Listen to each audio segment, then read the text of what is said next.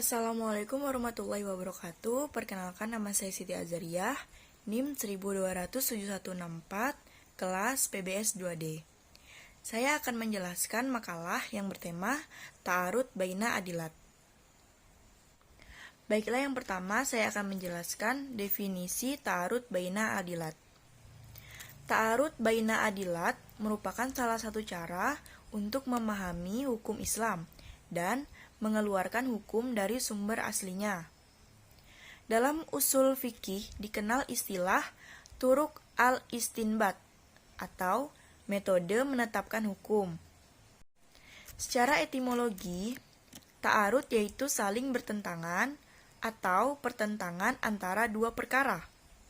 Dilihat dari asal katanya, ta'arud berasal dari kata arado. Ulama ushul mengartikan ta'arud ini sebagai dua dalil yang masing-masing menafikan apa yang ditunjuk oleh dalil yang lain. Sedangkan adilah adalah jamak dari dalil, berarti alasan, argumen, dan dalil. Dari pengertian di atas, ada 5 ketentuan dalam pengertian ta'arud, yakni yang pertama, adanya dua dalil. Yang kedua, sama martabat atau derajat keduanya. Yang ketiga, mengandung ketentuan yang berbeda. Yang keempat, berkenaan dengan masalah yang sama. Yang kelima, menghendaki hukum yang sama dalam satu waktu. Sebenarnya, menurut Wahbah Zuhaili, tidak ada dalil nas yang saling bertentangan. Adanya pertentangan dalil syara itu hanya menurut pandangan mujtahid, bukan pada hakikatnya. Dalam kerangka pikir inilah, maka ta'arud mungkin terjadi pada dalil-dalil yang qati maupun zani. Pendapat Wahbah Zuhaili ini berdasarkan kepada firman Allah dalam surah An-Nisa ayat 82, yang artinya, maka apakah mereka tidak memperhatikan Al-Quran? Lebih lanjut, Abdul Wahab Halaf berpendapat, apabila dua nas saling bertentangan menurut lahiriahnya, maka wajib dilakukan pembahasan dan ijtihad dalam rangka menggabungkan dan menyesuaikan antara keduanya melalui cara yang sahih dari berbagai cara penggabungan dan penyesuaian. Jika hal tersebut tidak mungkin dilakukan, maka wajib dilakukan pengkajian dan ijtihad dalam rangka mentarjihkan salah satu dari kedua nas itu dengan salah satu cara tarjih. Kemudian, jika hal ini tidak mungkin dan itu juga tidak mungkin, sedangkan sejarah kedatangan kedua nas itu diketahui, maka nas yang menyusul menasahkan nas yang terdahulu. Dan jika sejarah kedatangan nas itu tidak diketahui, maka pemberlakuan terhadap kedua nas itu ditangguhkan. Apabila dua kias dan dua dalil selain nas bertentangan dan tidak mungkin mentarjih salah satu dari keduanya, maka istidlal dengan kedua kias atau dua dalil ini dikesampingkan. Oleh karena itu, ta'arud di sini perlu dipahami sebagai pertentangan dalam nas menurut tanggapan manusia ketika memahami nas itu sendiri. Karena manusia tidak mungkin akan mengetahui makna hakiki dan mutlak sebagaimana adanya dalam konsep Allah. Hal penting yang perlu diketahui tentang ta'arud adalah bahwa kontradiksi dua dalil syara tidak mungkin terjadi kecuali apabila dua dalil itu sama kuatnya. Apabila salah satu dari dua dalil ada yang lebih kuat, maka yang diamalkan adalah dalil yang lebih kuat. Dengan demikian, tidak akan terjadi kontradiksi antara dalil yang qati dan dalil yang zan, antara nas dan ijma, atau kias, dan antara ijma dan kias.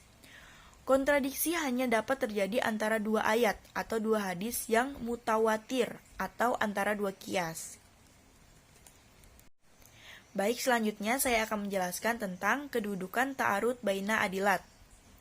Yang pertama, yaitu pendapat pertama dari kalangan jumhur ushul, termasuk para keempat mazhab dan ulama yang mengikutinya, dan ulama hadis diantaranya Ibnu Huzaimah, termasuk pula dari kalangan fuqaha seperti Zahriyah, Ibnu Hizam, Al-Syaukani, sebagai pengikut dari Al-Harrasi dan Ibnu Al-Sam'ani. Ta'arud juga tidak terjadi pada dalil qat'i maupun zani, baik suatu peristiwa maupun perintah. Hal itu berarti kontradiksi hanya menurut pandangan fuqaha, seperti adanya dua ayat, dua hadis yang sahih atau hukum yang berlaku pada dua kias tentang dua hal yang berlawanan, dari pembuat hukum yang bijak lagi maha mengetahui yang tersembunyi, yang tidak pernah ada kebohongan sedikit pun baik di bumi maupun di langit. Yang kedua, pendapat kedua dari kalangan mazhab jumhur musawibah, ulama yang membenarkan, dan sebagian fuqaha Syafi'iyah seperti Al-Ibadi, Al-Subki, Al-Safi'i, Al-Hindi, dan sebagian mazhab Ja'fariyah mengemukakan bahwa ta'arud dapat terjadi secara mutlak baik pada dalil akli maupun nakli, dan dapat terjadi pada dalil qat'i maupun zanni. Al-Syaukani menukilkan dari Al-Mawardi dan Al-Rawayani bahwa ta'arud itu harus sederajat dalam hakikat suatu permasalahan. Jika tidak ada salah satu dari keduanya yang lebih kuat dari yang lainnya, maka hal itu boleh terjadi ta'arud. Demikian pula kontradiksi itu hanya secara nyata atau lahiriah saja. Pendapat ini dipahami bahwa kedua atau beberapa dalil itu dikatakan kontradiksi apabila sederajat dalam hakikat dan lahiriahnya.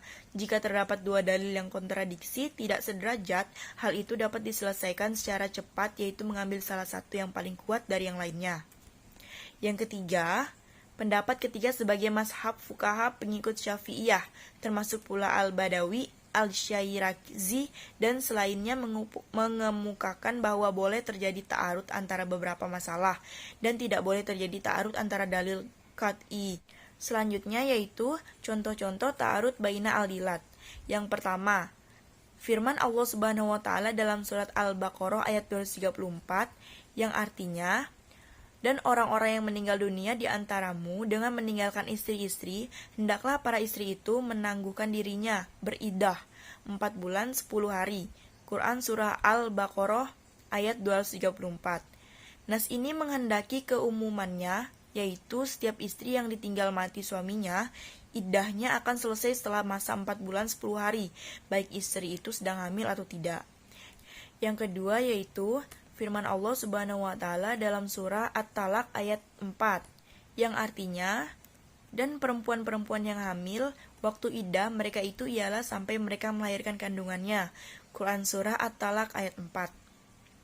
Nas ini juga menghendaki keumumannya, yaitu bahwa setiap istri yang sedang hamil iddahnya akan selesai setelah melahirkan kandungannya, baik dia itu karena ditinggal mati suaminya atau karena ditalak. Maka istri yang ditinggal mati suaminya dalam kondisi hamil adalah suatu peristiwa yang dikehendaki nas pertama, agar iddahnya selesai setelah 4 bulan 10 hari. Sedangkan nas kedua menghendaki agar iddahnya selesai sampai dia melahirkan kandungannya. Jadi dua nas itu kontradiksi dalam peristiwa ini. Yang ketiga yaitu contoh ta'arud al-adilah dalam hadis adalah tidak ada riba kecuali riba nasi'ah, riba yang muncul dalam hutang piutang. Hadis riwayat Bukhari dan Muslim. Akibatnya riba al-fadil yaitu riba yang muncul akibat suatu transaksi, baik jual beli atau transaksi lainnya tidaklah haram. Tetapi dalam hadis lain Rasulullah bersabda, janganlah kamu jual gandum dengan gandum kecuali dalam jumlah yang sama. Hadis riwayat Bukhari, Muslim, dan Ahmad bin Hanbal. Dalam hadis ini riba al-fadil adalah haram. Jadi ada pertentangan antara hadis pertama dengan hadis kedua. Baiklah, hanya itu penjelasan yang dapat saya sampaikan mengenai ta'arud baina adilat. Atas kurang dan lebihnya, saya mohon maaf sebesar-besarnya. Wabillahi taufiq wal hidayah. Wassalamualaikum warahmatullahi wabarakatuh.